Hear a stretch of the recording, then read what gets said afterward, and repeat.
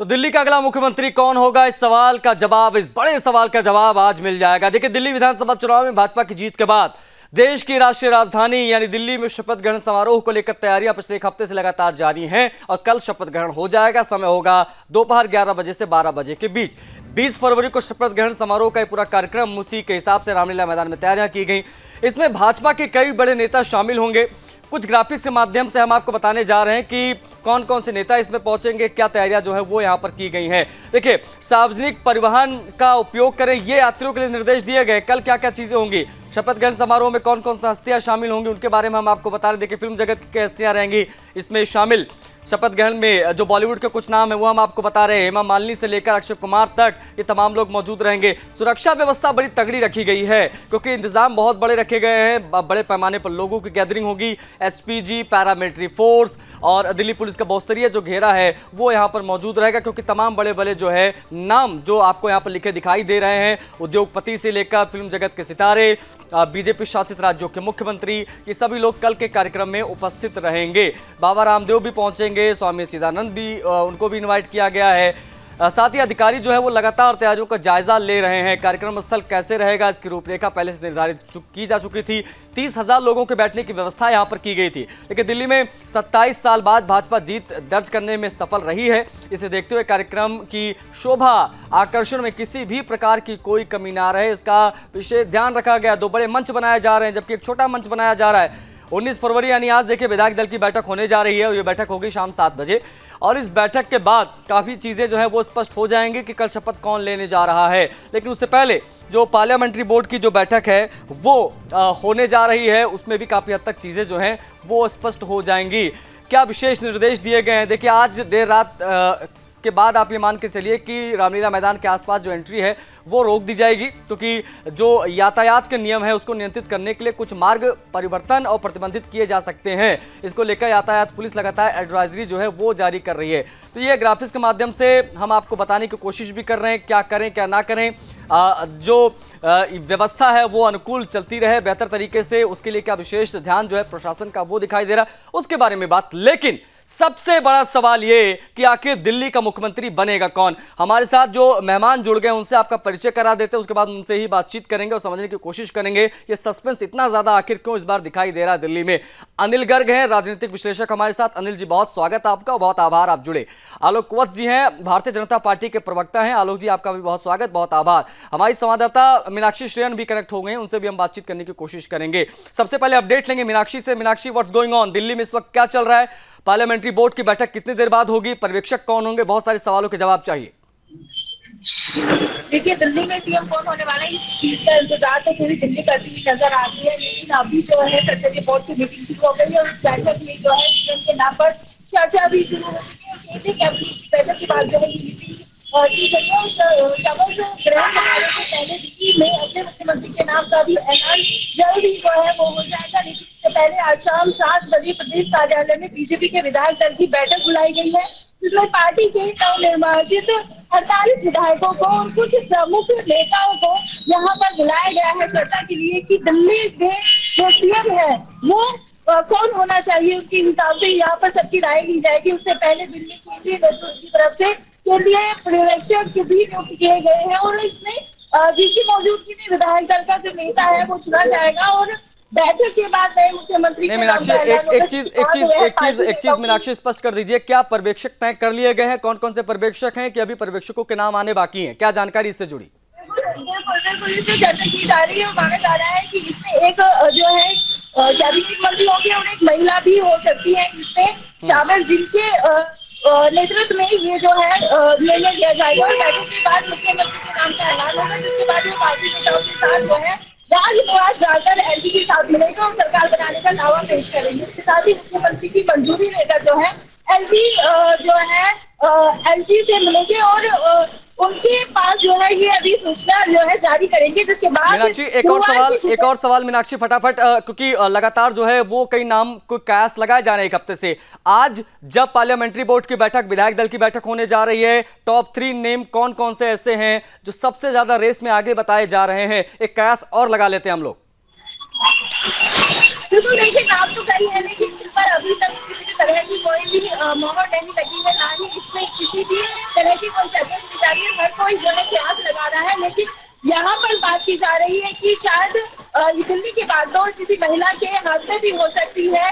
और जो है पूर्वांचल, क्योंकि बिहार में जो है अभी आने वाले चुनाव है, तो पूर्वांचल का भी कोई केस हो सकता है, या फिर पंजाब से भी कोई जो है अट्रैक्ट करने वाला जो है वो केस हो सकता है। ठीक है। लेकिन हमेशा की तरह बीजेपी जो है वो चौंकाने वाले केस ही जो नहीं, है ये सामने बेसिकली हमने पिछले कई चुनाव में देखा है, हमने मध्य प्रदेश में देखा, हमने राजस्थान में देखा, छत्तीसगढ़ में देखा, किस प्रकार से बीजेपी एक अचानक से चेहरा लेकर आते हैं, उसके बाद हर तरफ से जो है चर्चा होने लग जाती है कि आखिर इनके नाम की तो कोई बात ही नहीं चल रही थी और ये मुख्यमंत्री बन गए। खैर, हमारे साथ दो और लोग कनेक्ट हैं, मीनाक्षी, उनसे भी हम बातचीत कर लेते हैं। अनिल गर्ग है, राजनीतिक विश्लेषक हमारे साथ, और आलोक वत्स जी हैं, भारतीय जनता पार्टी के प्रवक्ता। आलोक जी, सीधा सवाल, इतना ज्यादा सस्पेंस आखिर क्यों? एक कहावत है आशीष जी, ये राय दुरुस्त आए।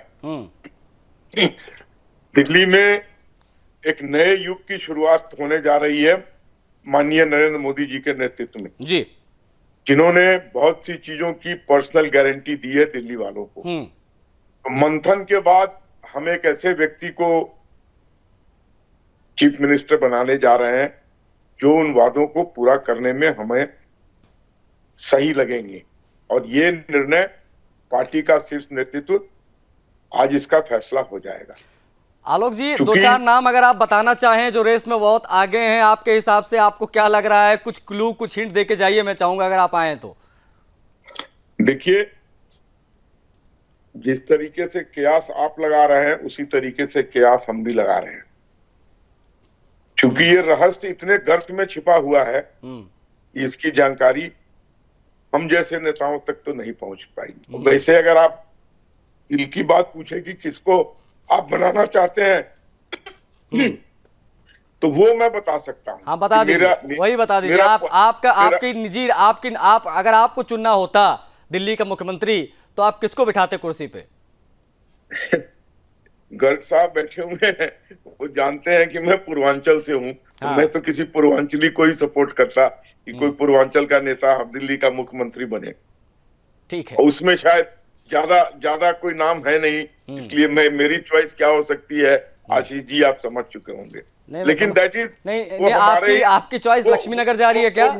आपकी चॉइस लक्ष्मीनगर की तरफ है क्या? नथिंग बियॉन्ड दैट, मेरे से ऊपर उसका कुछ नहीं है। ओके, फाइन, मेरे दिल में है और मेरे ही दिल में रह जाएगा। ठीक है, खैर वो पता भी चल जाएगा 7 बजे। अब तो खैर वही कहा जाता है कि बीजेपी के बैठकों से इतनी ज्यादा कॉन्फिडेंशियल चीजें कभी कोई बाहर निकाल नहीं सकता। अच्छे खोजी पत्रकारों की पत्रकारिता जवाब दे जाती है कि कुछ मिलता नहीं है अंदर से, वो एकाएक सामने आता है नाम। ठीक है, अब बने रहेगा हमारे साथ। अनिल गर्ग जी है, राजनीतिक विश्लेषक। Anil ji, what about you, आप क्या सोच रहे हैं? अब देखिए, अब ज्यादा समय बचा नहीं है, मुझे लगता है 12:30 बजने वाले हैं। 7 बजे हमें पता चल जाएगा, लेकिन उससे पहले पार्लियामेंट्री बोर्ड की बैठक होने जा रही है। पहले तो ये बताइए, इतना ज्यादा सस्पेंस क्रिएट क्यों किया जाता है जब बीजेपी को मुख्यमंत्री चुनना होता है? दूसरी एक चीज, आपको क्या लग रहा है कि ये जो 48 विधायक जीते, इन्हीं में से कोई होगा या आउट ऑफ द बॉक्स कुछ होने जा रहा है? देखिए, 2-3 बातें हैं। अभी मैं आप सब लोगों की बात सुन भी रहा था, और जो अभी आलोक वत्स जी ने बोला बात वो भी सही है कि बीजेपी का अगर चर्चा करके कयास लगा कि हम नाम खोज पाए, तो फिर भारतीय जनता पार्टी के आला कमान को जो लोग समझते हैं, मैं मानता हूँ वो समझ नहीं पा रहे ठीक से। आपने राजस्थान देखा है, मध्य प्रदेश देखा है, आपने छत्तीसगढ़ देखा है, नाम जो आता है तो आदमी को लगता है इनकी नाम की तो चर्चा भी नहीं थी। बल्कि हम लोग तो अब मीडिया जगत में ये बोलने लगे हैं जिसकी नाम की चर्चा ज्यादा हुई उसका नाम 100% कट जाएगा। इसलिए किसी को अगर आपने नहीं बनवाना तो उसका नाम ज्यादा जोर से उछाल दीजिए ताकि वो कट जाए। अभी तो चर्चा ऐसी चल रही है। लेकिन मैं अगर कयास की बात करूं, अंदाजे की बात करें, देखिए मैं जितना भारतीय जनता पार्टी को जानता हूं उस हिसाब से अगर दिल्ली बीजेपी की चर्चा करें, दिल्ली बीजेपी पे 2 तरह के कम्युनिटीज का प्रभाव रहा है। एक वैश्य कम्युनिटी का प्रभाव रहा है और दूसरा रहा है पंजाबी कम्युनिटी का। आप देखेंगे पिछले अध्यक्ष की अगर चर्चा करेंगे, मनोज तिवारी जी को छोड़ दें, तो आपने देखा होगा या तो पंजाबी ही अध्यक्ष बन रहे हैं या फिर वैश्य कम्युनिटी के बन रहे हैं, जिसमें अधिकतर एक लंबी लिस्ट वैश्य कम्युनिटी की रही है। और इसमें भी कोई शक नहीं, दिल्ली में अगर सबसे ज्यादा सपोर्ट भारतीय जनता पार्टी को कहीं से मिलता है तो पूरी वैश्य कम्युनिटी से मिलता है और पंजाबी कम्युनिटी से मिलता है, इसमें कोई दो राय नहीं। पूर्वांचल की बात ठीक है कि पूर्वांचल की एक बड़ी संख्या दिल्ली में है, लेकिन सभी पूर्वांचली भारतीय जनता पार्टी को सपोर्ट नहीं करते हैं, ऐसा मैं नहीं कह पा रहा हूँ, क्योंकि पूर्वांचली हर पार्टी को वोट करते हैं। पूर्वांचली की संख्या ज्यादा है, इसमें कोई दो राय नहीं, लेकिन वो सभी पार्टियों को अलग अलग तरीके से वोट करते हैं। तो मैं ये देख पा रहा हूँ कि किसी न किसी पंजाबी या किसी न किसी वैश्य कम्युनिटी से ही शायद जो अगला मुख्यमंत्री आएगा। अब चर्चा करें कि किसी महिला को बनाएंगे या किसी पुरुष को बनाएंगे। अगर महिला को बनाएंगे तो मैं मान के चलता हूँ रेखा गुप्ता का नाम सबसे ऊपर होगा, इसमें कोई शक नहीं है। जाहिर तौर पर क्योंकि सबसे ज्यादा महिलाओं में सीनियर अगर कोई है तो रेखा गुप्ता जी है। ठीक है, लेकिन इन सबके बीच में Anil ji, sorry to interrupt you, इन सब के बीच में एक नाम जिसके बारे में मैं समझना चाहूंगा आपसे और आलोक जी से भी और मीनाक्षी से भी कि ये जो नाम है, क्या वो नाम अभी भी रेस में है या वो 2-3 दिन पहले नाम हट चुका है रेस से? मैं बात कर रहा हूं उनकी जिन्होंने अरविंद केजरीवाल को हराया। प्रवेश वर्मा जी, अनिल गर्ग जी।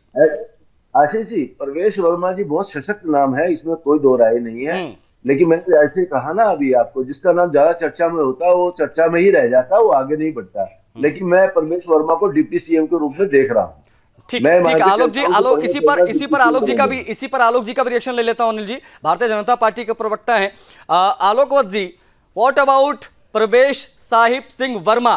इनके बारे में क्या?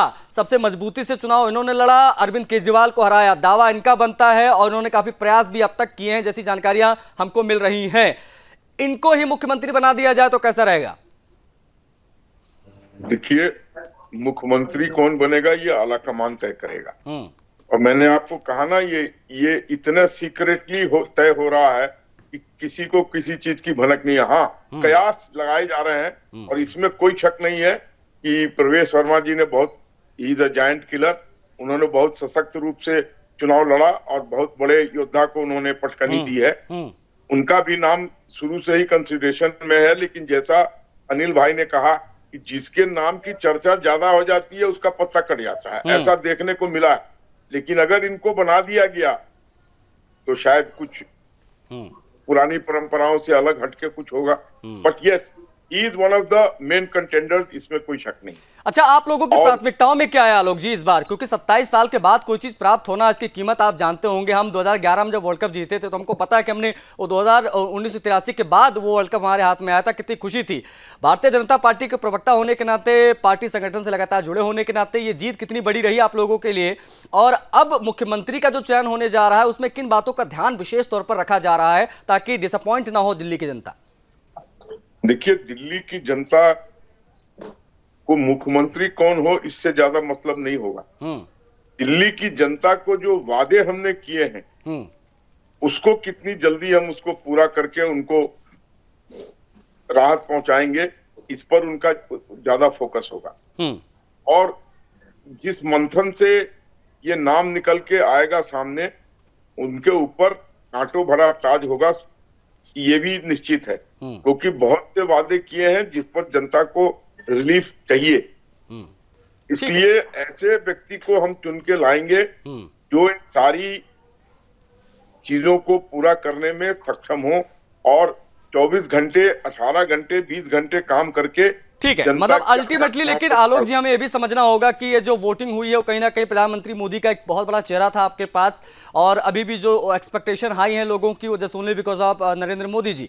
अब वो नरेंद्र मोदी का चेहरा, डबल इंजन की बात, तमाम वादे, तमाम दावे, ये सब कुछ दिनों के बाद पता चलेगा। लेकिन आज इंतजार तो इसी चीज का आलोक जी कि हमें यह पता चल जाए कि मुख्यमंत्री कौन होगा। 10 दिन का इंतजार बड़ा लंबा होता है। हमने पूरा चुनाव कवर किया, जो बेचैनी है वो अपने टॉप पर है, पीक पर है कि पता बता दीजिए भैया कौन है मुख्यमंत्री, हमारा काम भी समाप्त हो यहां से। लेकिन मीनाक्षी श्रेयन हमारे साथ कनेक्ट, हमारे संवाददाता है। मीनाक्षी, आज के दिन, अगर हम आज के दिन की बात करें तो कौन कौन ऐसे हैं पॉलिटिशियंस जिनके ऊपर हमें निगाह रखनी चाहिए? विशेष तौर पर प्रवेश वर्मा की बात की जाए तो इनकी क्या मूवमेंट आज की रहने वाली है और क्या अब तक की मूवमेंट इनकी रही है? अगर आपने डिटेल में देखा हो इन लोगों को, आज क्या कर रहे हैं तमाम लोग?